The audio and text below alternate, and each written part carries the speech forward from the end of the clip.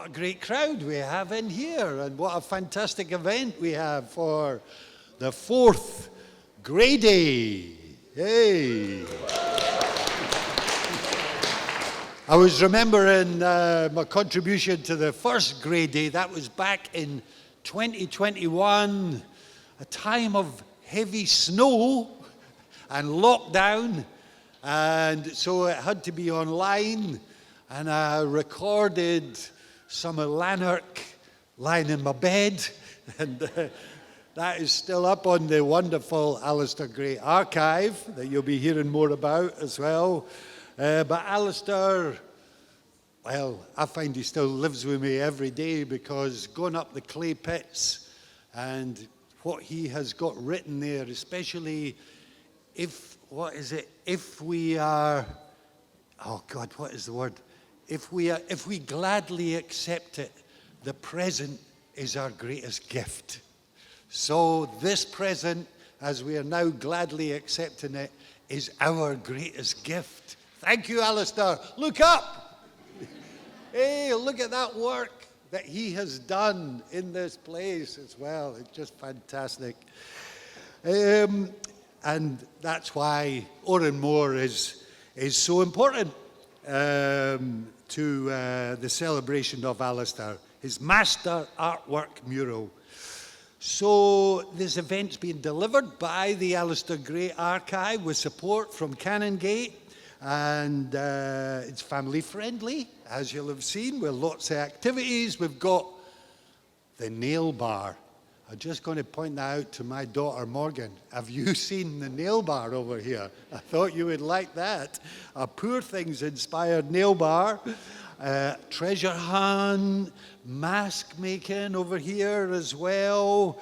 The giant jigsaw that I saw had been completed for the first time there. The travelling archive puzzle is wonderful over here, Ethan. And the bookshop with tote bags and the t-shirts. All to be had. Yeah, so we've got a very packed program, and we're starting late, but so we could get everybody in, but we're going to cram it all in. Sorcha Dallas is going to come up and say a few words about the Alistair Gray Archive. I'm going to read a couple of stories. We've got Claire Forsyth from the Glasgow Print Studio, which has got a stall over here. I'm going to introduce the pop-up print workshop. We're even going to have lunch. And Nicole Wheatley is going to speak a bit about the mural. And Rog Glass and Denise Mina are going to have a chat as well, with a book signing afterwards. So that is the sort of packed program we have for you. But first, I am going to welcome the person who's really pulled this together. So please put your hands together for Sorcha Dallas.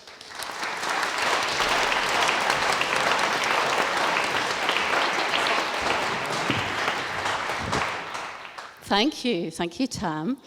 Welcome, as Tam said, to our 4th Grey Day. So yeah, we mixed up the format today and made it a little bit more family friendly, so I hope you all enjoy it. As Tam said, I'm Sorcha Dallas. I'm the very proud custodian of the Alistair Gray Archive, and the Archive is a charity. It's a free public resource, and we're all about celebrating the story behind Alistair Gray, his life and his work. So that's what today is all about too. Before I thank a few people on behalf of the archive, I just wanted to tell you a little bit more about what we do. There's kind of 3 cornerstones to what we do at the archive.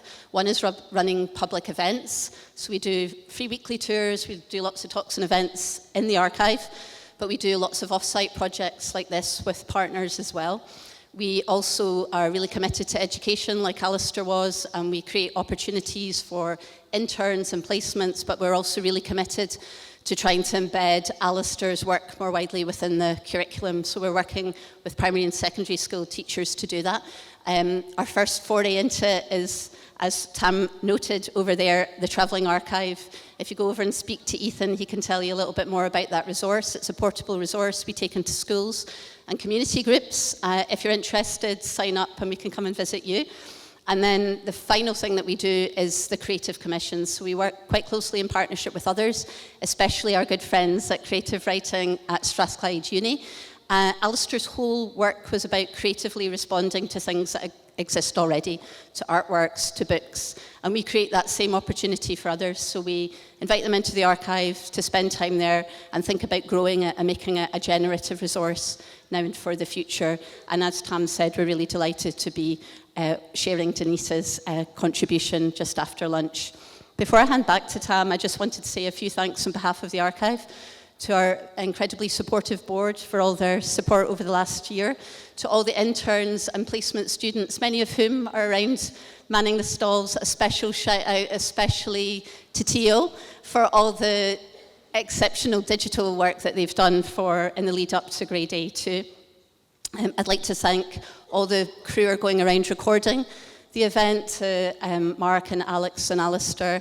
If you guys also want to take some photos and tag and share them, that would be brilliant as well. Thank you to Canongate, to Andrew Gray, and also to the team here at Òran Mór, especially Creon and Laura, for all their support too. I also want to say a big special thanks to Tam. He's not only hosting, but he's going to be doing a couple of readings. I vividly remember first experiencing a Tam Dean Byrne reading at the Children's Wood about 10 years ago. You were dressed in a brown unitard and you had a green leaf poking out your head, and you were reciting Stickman by Julia Donaldson.